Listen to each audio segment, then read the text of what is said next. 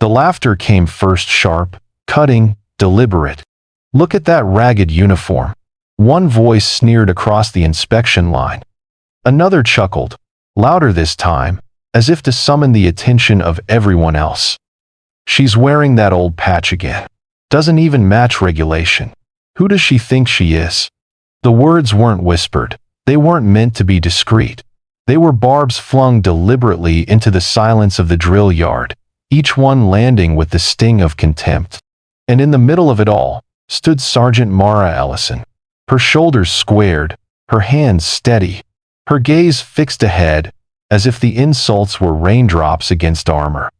She did not move, did not flinch, did not grant the satisfaction of even a blink.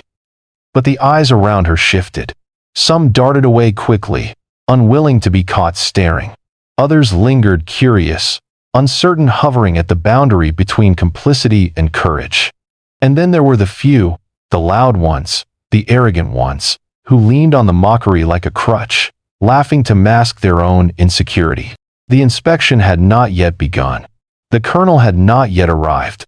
The silence between ceremony and scrutiny should have been dignified. But dignity was fragile when envy and ignorance decided to set it ablaze. And Mara knew, because she had lived this moment before, that silence could be both a shield and a weapon. Sergeant Mara Ellison was not new to the sting of mockery. Her uniform bore something others did not: a faded patch stitched carefully over her right shoulder. Its colors were dulled with time, threads frayed, edges softened by wear. But to her, it was more than fabric. It was a living memory. The patch had once belonged to the 117th Combat Rescue Squadron, a unit dissolved after a mission went wrong years ago. Most had forgotten it. Many had never known it.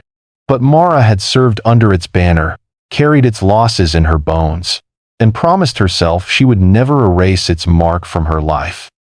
The stories tied to that patch were not ones she shared openly. How could she? How could she explain the night the skies burned red over a nameless village? Or the sound of rotor blades struggling against the desert winds as she clung to the side of a wounded helicopter? How could she put into words the weight of carrying out the bodies of her brothers and sisters while knowing she was the only one still breathing from her fire team? She remembered the dust, the way it coated her teeth, her throat, her skin. She remembered the smell of fuel mixing with blood. She remembered the silence after the gunfire, a silence so deep it swallowed time. When she returned home, she returned with nothing but that patch. Torn, blackened, but intact. She carried it with her, not as a violation of uniform code, but as a vow. A vow never to let the memory of the fallen be erased by bureaucracy or by time. And so she wore it, even when it set her apart. Even when it drew the cruel laughter of those who did not understand. The yard was wide, its gravel neatly raked into perfect symmetry. The sun beat down mercilessly, painting sweat onto the brows of those standing at attention.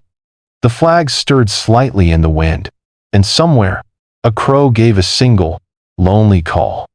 The formation of soldiers stood rigid, boots aligned, uniforms crisp. The atmosphere should have been one of unity, of shared discipline. Yet, around Mara, it felt fractured. She could sense the eyes.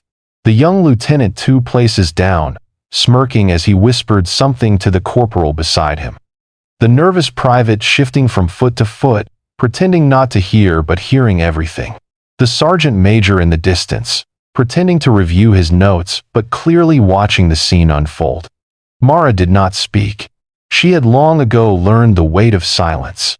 Words defended honor for a moment. Silence defended it forever. But then the voice of one soldier rose louder, breaking the false calm. "Hey Ellison, maybe you missed the memo. This isn't a museum. That patch belongs in storage, not on your arm." A few laughs followed. Not many, but enough. Enough to sting. Enough to make others complicit in cruelty by their silence. And still Mara did not move. The moment stretched. Footsteps echoed from the far end of the yard. The colonel was coming. Inspections would begin soon. The mocking voice pressed further, sensing opportunity in the narrowing window before authority arrived. Seriously, though, what's it even supposed to mean? You think some old cloth makes you special? No answer. Maybe she thinks she's better than us. Still no answer. Or maybe it's just pity, keeping a relic around to remind her she's not relevant anymore. The words were sharp, cruel, designed to provoke, and yet Mara's silence held. Her jawline was steel, her breathing measured, her eyes forward. But what none of them noticed, at least not yet, was that the colonel had arrived. Quietly, without announcement, he had stepped into the yard.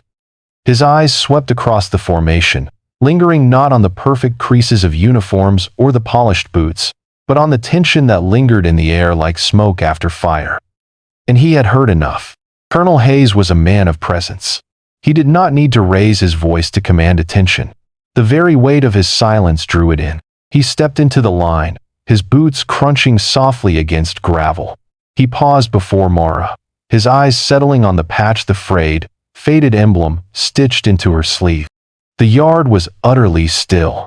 The mocking voices had evaporated into silence, replaced by a nervous anticipation that pressed against every chest. And then the colonel spoke, his voice low, deliberate, carved from stone. "You mock what you do not understand." The words fell heavy, undeniable. He turned slightly, letting his gaze sweep the line of soldiers, pausing just long enough to let each one feel the weight of his scrutiny. "This patch," he said, his hand gesturing toward Mara's shoulder, "outranks every one of you standing here." A ripple moved through the formation, confusion, shock, shame. The colonel's eyes sharpened, his voice gaining the faintest edge of fire. "You see fabric. I see history written in blood. You see an old thread. I see the mark of warriors who gave everything so that you could stand here mocking with breath in your lungs." The soldiers were silent. Even the air seemed to hold still, waiting. He turned back to Mara. His hand rose slowly, not in correction, not in rebuke, but in respect. With careful precision, he straightened the patch on her shoulder, pressing it flat as if it were a medal. Then, with quiet authority, he said the words that would be remembered long after. "This patch is not worn in violation. It is worn in honor. And honor will always outrank arrogance." The effect was immediate, though no one dared move. Pride burned in Mara's chest, not for herself, but for the brothers and sisters whose memory had just been defended before the entire formation. The mocking soldiers stared at the ground, their arrogance dissolved into silence. Some shuffled uncomfortably. Some closed their eyes briefly, ashamed. The bystanders who had remained quiet felt the sting of complicity burn across their conscience. And yet, no one spoke, because what could be said? The colonel's words had stripped the air of excuses, of justifications, of pretended ignorance. A heavy stillness hung in the yard, but it was no longer the stillness of contempt. It was the stillness of respect. Later, when whispers carried through the barracks and hallways, when curiosity outweighed fear, they would learn pieces of the truth. They would learn that Mara had once dragged 2 wounded men across open sand under relentless fire, refusing to leave them behind even as shrapnel tore into her own leg. They would learn that she had flown on a helicopter that never made it back whole, its blades bent, its cockpit shattered, its crew decimated. They would learn that the patch on her sleeve was all that remained of the 117th, the squadron that had given its life in service to a mission no one spoke of, but everyone had benefited from. And they would realize how little they had known when they mocked her, how shallow their laughter sounded compared to the silence she had carried for years. The next inspection was different. The soldiers stood straighter, not out of fear, but out of respect. When Mara walked into the yard, no one mocked, no one whispered. Instead, one by one, soldiers began to tap their shoulders lightly where her patch sat, as if acknowledging the weight of what she carried. It was not mandated. It was not rehearsed. It was instinct. A quiet salute, born of newfound reverence. And though Mara never smiled outwardly, something in her heart softened. The memory of her fallen brothers and sisters was no longer hers to bear alone. For the first time in years, she felt that the silence around her was not one of dismissal, but of shared honor. Respect is not stitched into fabric. It is earned in sacrifice, carried in silence, and recognized only by those willing to look deeper than appearances. In a world quick to mock, quick to dismiss, quick to forget, there remains a power in silent strength. A power in carrying the unseen battles with dignity unbroken. And sometimes, it takes only one voice, steady, unwavering, and just to remind us that honor will always outrank arrogance. Wherever you're watching from, remember this: behind every uniform, every patch, every scar, there is a story. Some stories are louder than others, but the quiet ones, the ones carried in silence, are often the ones that matter most. If this story moved you, share your thoughts below. Tell us where you're watching from, and never forget to honor the silent heroes among us.